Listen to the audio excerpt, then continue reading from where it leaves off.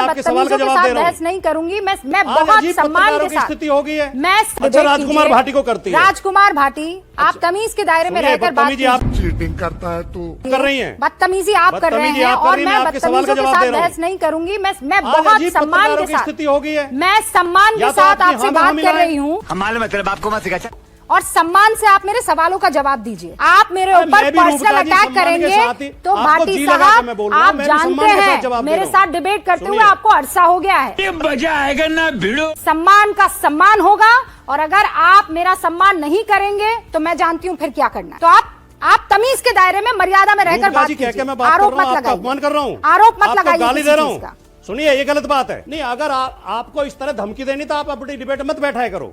बात हम अपनी कहेंगे। गजब बेइज्जती है। नहीं, आप अपनी कहेंगे तो उसमें मैं नहीं आनी चाहिए।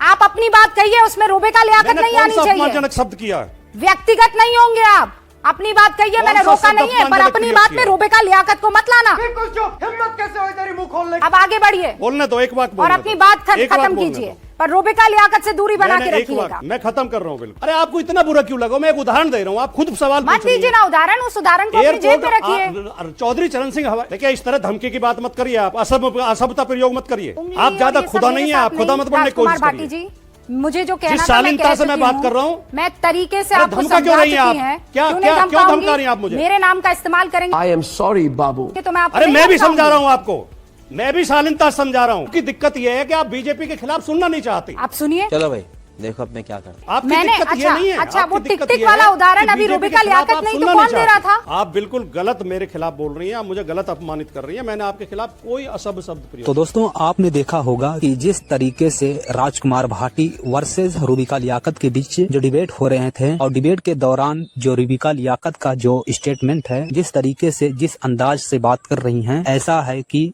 दादागिरी कर रही हैं, जबकि ऐसा डिबेट में होना नहीं चाहिए। मान लीजिए राजकुमार भाटी जी ने कुछ बोल दिया, लेकिन वो बार बार माफी मांग रहे हैं। मेरी नीयत ऐसी नहीं थी कि मैं किसी को अपमानित करूं, जबकि रूबिका लियाकत मानने के लिए तैयार नहीं है। तो क्या ऐसे में दोस्तों अगर कोई माफी मांग ले उसके बाद कोई कहे तुम सही नहीं